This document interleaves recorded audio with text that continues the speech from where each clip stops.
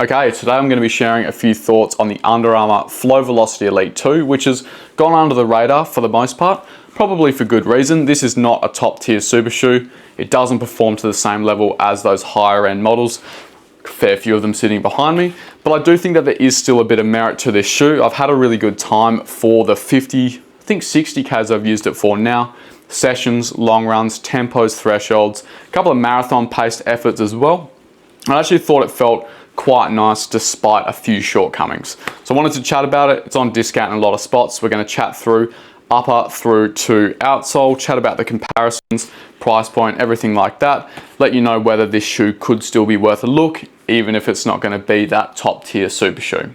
Starting off with the specs, we've got an upgrade in stack height here from 36 in the previous version up to the full 39.5 in the heel. We have a surprisingly low 2mm drop down to the forefoot, meaning that we've got about 37mm of foam up there with a very aggressive rocker off the toe.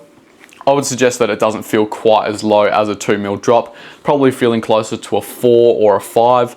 I don't think it feels quite as aggressive as stuff like the Hoka Rocket X2 or the Mark 6, which have got that lower drop.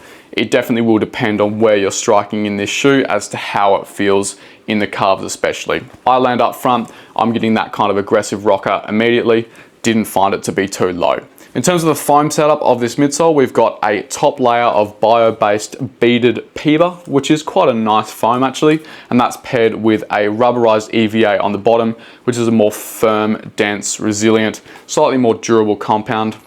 A very similar setup to a lot of speed trainers, but we do have a more stiff, broad carbon plate embedded in there as well.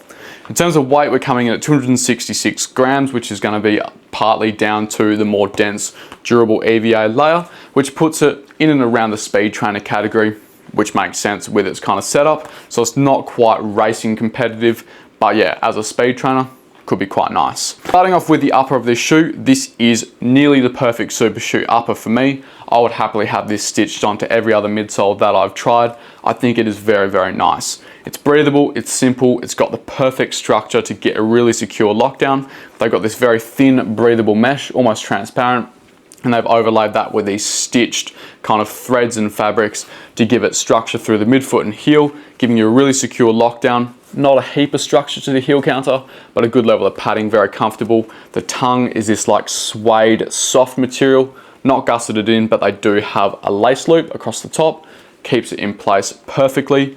Opens up into the toe box, bit of extra volume, rounded shape there as well. In terms of the fit and sizing, I've gone true to size, which is a 10.5 for me in most super shoes. I pretty much guarantee that a 10.5 is going to work.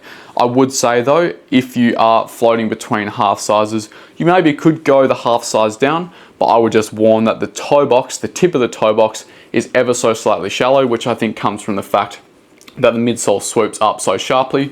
So you get this kind of meeting of the upper and the swooped toe box, which means that you kind of have a little bit less volume there. So if you're right up against the end, it might come off feeling a bit short. So I tried on a size 10, and by looking at the shoe, it looked like I had enough room, but it didn't feel like that. So I would usually say just go true to size. You should be okay. The lockdown is very, very secure. Shouldn't be any problems there. Not a wide foot friendly shoe, I would say. Maybe a slightly wider forefoot, but don't go jumping into this if you have a really broad midfoot. It's probably not going to accommodate that. As I said, would be very happy to see this upper on every other super shoe. I think it's fantastic. Really surprising from Under Armour as well. Obviously not a brand with a heap of experience in running shoes. Moving down to the midsole, this combination of the bio-based PEBA with the rubberized EVA doesn't deliver a top tier racing experience, but it does give a really nice, dense, resilient, rubbery rebound with a really nice, well-directed rocker off the front of the shoe, somewhat reminiscent of shoes like the Adios Pro 3, the Saucony Endorphin Elite, dare I say, just without that kind of explosiveness from the foam. I do think that the rubberized EVA kind of mutes out a fair bit of that bounce that you would be getting from the PEBA foam, but also on the other side of things, with the rubberized EVA outsole, it is a fair bit more smooth and silent. You don't get this kind of slapping as you're hitting the ground. It is this kind of well put together, smooth, dense, resilient ride, which I really enjoyed for marathon paced efforts, longer runs, tempos and thresholds. Probably not going to be taking it into those shorter intervals like 1 or 2K repeats. I don't think the acceleration here is super good, but getting into an extended effort, relying on that rocker, relying on the punch out of 37 mil of foam in the forefoot, feels quite nice. It's definitely not in line with those top tier racing shoes, Adios Pro 4, Endorphin Elite, those kind of shoes, but I do think that this is kind of getting close for the right person, which I think I am. I think it's getting close to shoes like the SC Elite V4, the original Cielo X1, the Puma Fast Start Nitro Elite 2. It is heavier, like all of those shoes are, but I think that they're getting away with a really nice geometry here, which is doing a lot of work for the shoe. So although the foam might not have as much response as a full super foam midsole, I do think that the positioning of the rocker kind of allows it to tip you through the stride really quickly and make you feel like you're running faster than you might be. In terms of who this shoe is going to be best for, I would suggest it's probably going to be more useful for mid to forefoot strikers, just with the width of base up front, the aggressive rocker. I found it to be really nice when you punch into the tipping point, let the shoe carry you through. You've got a lot of foam up there as well, 37.5 mil. It's probably more than any other race legal shoe on the market, and it feels very, very nice. Heel strikers, on the other hand, might have a bit of issues with the width through there, very narrow, and I do think that with the lower durability of this rubberized EVA, you might have a bit of problems ripping into that outside edge. Overall for me, this is a shoe that I would happily choose over every other speed shoe on the market. It's definitely got a high level of performance than those, maybe not to the point of being race worthy, but I do think it is a kind of elevated experience, something that you could use for your longer marathon workouts, saving your race shoe for race day, longer tempo runs, thresholds, feels quite nice. And if you're one of those people who likes to have a kind of lower tier of performance so that you can still step into your race shoe on the day and feel good, have that kind of elevated experience, this could be a nice pickup, nice, smooth, dense, resilient ride. I actually really enjoyed it. I think if Under Armour can take this geometry, take the upper few of the learnings from this shoe and apply it into a full super foam midsole, they could have a real winner. Moving down to the outsole, it's not really existent. We have this rubberized EVA, the bottom layer doubling as the outsole, a little bit of texturing to it to give it some grip. In dry conditions, this is doing perfectly fine.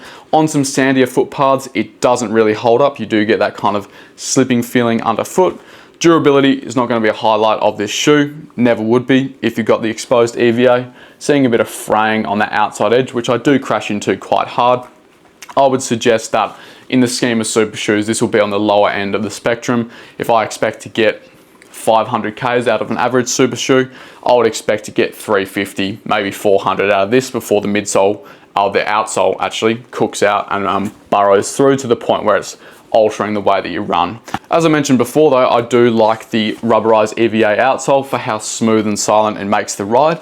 I do think this is another feature of this shoe that kind of compensates for the lack of a full super foam midsole. They've got the geometry working, that makes the shoe feel more aggressive than it maybe is, and with the smooth outsole, it makes the ride feel smoother, less clunky, less clompy. I do think that's working in its favor as well, especially after running in shoes like the Alpha Fly 3, the Cielo X1, which are all quite loud underfoot. It is quite nice to throw on a shoe and be almost completely silent on a footpath.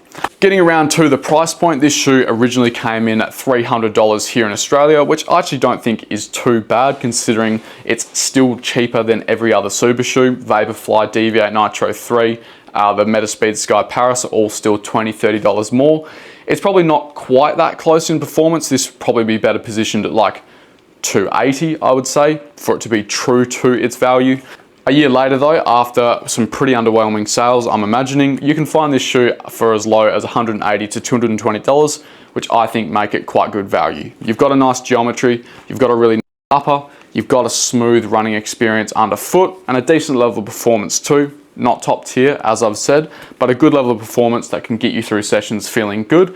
And if you're on a bit of a budget and you want to save your race shoe for the day, but you still want a good feeling for those longer efforts, for those marathon pace long runs, I do think this could be a good pick, which is going to be slightly elevated above your average speed trainer like a Deviate Nitro 3 or a Boston or an Endorphin Speed.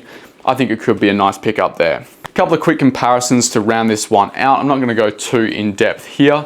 I think the Adios Pro 3 is quite similar in terms of the aggressive rocker off the front of the shoe, that more dense, resilient response. I think fans of the Adios Pro 3 will enjoy the Under Armour Flow Velociti Elite 2. Same can probably be said for the Endorphin Elite 1, the original. I think the geometry off the front is on a similar scale in terms of that aggressive tipping forward, a bit more punch out of the foam here. This is that kind of more rubbery, dense, maybe a little bit more dull compared to this shoe, but again, people who like this sensation, the wider forefoot, could get along well in this shoe. Another one is the Hoka Cielo X1, the original, more of a dense, heavy race shoe. Kind of, a lot of people have been using that for marathon training and tempo runs. I think if you're a forefoot striker, this could work a little bit better with a bit more foam up front. I found that the Cielo X1 kind of bottomed out because of how long the rocker was. You kind of got to about halfway through the rocker and it felt a little bit flat. This has got a little bit more punch up front. I would choose this over the Cielo X1 for most runs. Final one I should probably compare it to is the original Flow Velociti Elite, which I actually really enjoyed as a kind of more smooth, snappy speed shoe. I would use that for more 200, 400, 800 meter reps, whereas this is getting into the more sustained, kind of controlled race reps. I do think that this shoe is more propulsive, more protective underfoot, whereas the original was a little bit more grounded, a little bit more nimble, but both did have very nice uppers. And again, durability on the outsole, not going to be fantastic, but you can probably find the original Velociti for as low as $150, I think. So I do think Under Armour have got some nice technologies going on. They're not top level technologies for sure, like the uppers are fantastic. I think the PEBA foam that they do have is quite nice too. But yeah, they just need to sort a few things out, get the weight down, maybe get rid of this flow midsole on the outsole. I think that will improve a few things, give it a bit more propulsion. And if they can sort those things out, I do think that they will have a competitive racing option on their hands, which by the looks of it isn't too far away. I've seen some pictures on the World Athletics website, the shoe approval list. Looks like we could have something good coming out hopefully pretty soon. So good work Under Armour, few good things coming together. Maybe not quite on the competitive playing field just yet, but yeah, moving in the right direction.